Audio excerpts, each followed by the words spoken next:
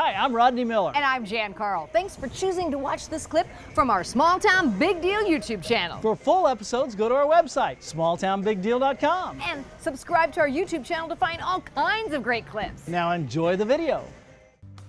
In a town this small, you won't often find large crowds, and there aren't many big buildings. But when it comes to making hay, few places can stack up to Hobson. Now this is a stack of hay. The hay bales around here were just like any hay bales found anywhere else until 1989, when an innocent prank spun into something amazing. One rancher put up a humorous bale on one side of a field, and his neighbor saw that and decided he would do one a little bit better, and the competition was started between the two farmers, and it's just grown like crazy. That incident exploded into what's known today as Montana's What the Hay contest.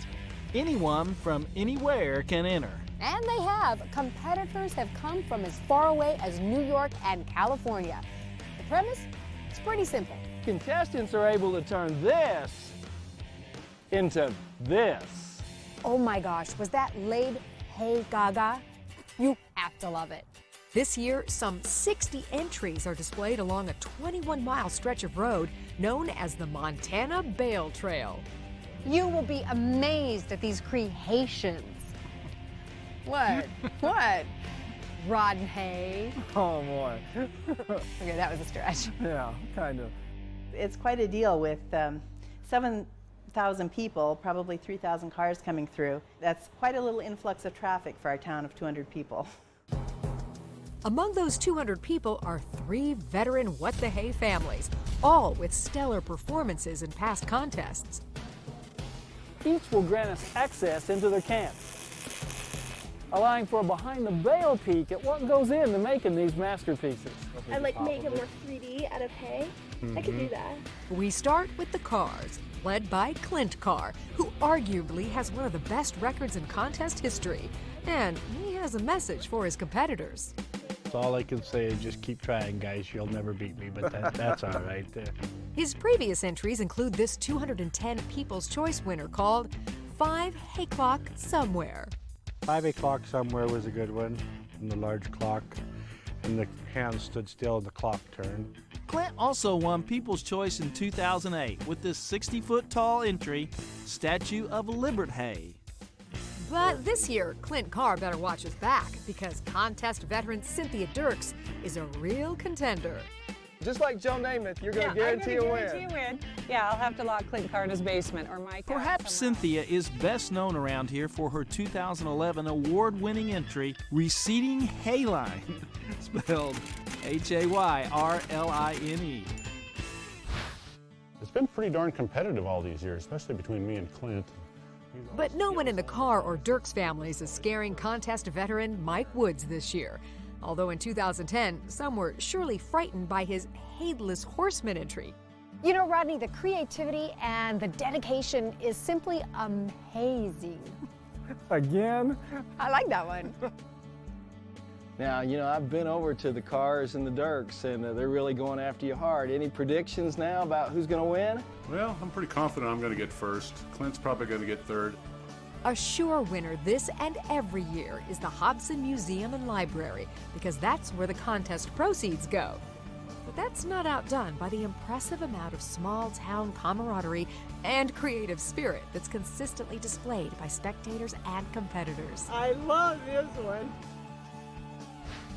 Up next on Small Town Big Deal, What is this right here? A little more? find out what these creative Montanans have in mind for this year. It's a Medusa hay. A alien spacecraft. Tornado. It's an obsession. So Clint, explain your display to me here. Well, this started out as a tree I cut down in my mother-in-law's yard, and I decided to turn them into snakes and put a face on her and turn it into Medusa hay. Medusa hay? That is a good one. Bringing this dead tree to life took a lot of imagination. First, a dozen snakeheads were carved from the tree's branches. Then Clint inserted rebar into the trunk of the tree to give the snakes their structure. Those snakeheads were then attached to the rebar. I'm filling up the rebar that makes the snake. I'll fill him up and then I'll tie it all up and make it look like kind of like a snake. Kind of fill it with hay. And those black eyes are painted light bulbs. Look pretty real. As Clint's daughter Lonnie found out, keeping a Medusae around means making sacrifices. That one ate my husband's wedding ring. Yeah, I decided to feed it gold so it would grow bigger. Do you think we should take that left antler, though, at the base and tie it more down? This is Cynthia Dirks working with her husband Andy. They're building I don't know what it is. What is this right here? This is going to be the Loch Ness Monster. This is going to be its head, and then these are the humps that come out of the water. We've been over to Clint Carr's, and he's quite a character, and he's kind of bragging about, hey, he's going to whoop up on you this year. Yeah, he is. We tried to go over there in the middle of the night in camo to see what he's doing, but we can't get to it. So yeah, it's a lot of fun. He's amazingly gifted. Well, we think Cynthia is too. She's spray painting this old grain bin floor to create an illusion of buoyancy for this beast of bales. So this is the wave. Exactly, this is my wave, and then this is driftwood. Yeah, this is driftwood, and then I'm going to put my fish underneath it. If we just started at the base and came all the way around and tied to the other thing, I think that'd be good. Now, let's head over to Mike Wood's shop. That's where he's turning out an entry with a little twist. We thought we'd do a tornado with hay in the middle of it, tornado. It's inspired by true events. So you're making a tornado too, Mike, because you guys had a tornado here early in the year. Tornadoes are pretty rare around this country. The tornado came complete with hail big enough to kill some cattle, but fortunately no people were injured. This kind of dedicated to the people that lost a lot of, crops and houses and trees and stuff with it. Mike started just 2 days ago by welding part of the structure together. Then he added some wire to eventually secure the hay. So this is kind of taking our shape, and a tornado does have some bulges to it, it's not perfectly cone-shaped. And so we started with some old sheep wire, and this stuff is like brittly hard, but we kind of bent it around and got it to fit together. Once the structure was completed, he took it for a little test spin. I think we're pretty good. Now Mike stuffs it with hay.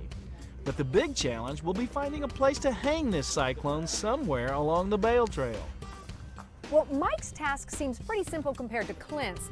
Clint has to move a 4-ton Medusae on a trailer that has a weight limit of just 2 tons. Mike Woods has already hung his twister to a tree along the highway. So this is pretty lifelike. I mean, you've got wood in the tornado and limbs and teddy bears and... So we're looking for a dog, but we couldn't find one. But... Turns out this tornado is in the path of that real tornado. There was a lot of hail right in this area that came with the storm. Speaking of storm, I wonder how Clint weathered his trip. I didn't think you were going to get here. I thought we were going to lose it getting over, but you made it. They still say burn it.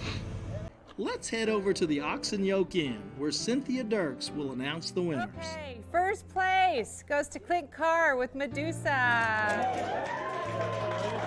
Well, I think that's 7 winners in a row for me now. That the last 7 I built, I've won. So.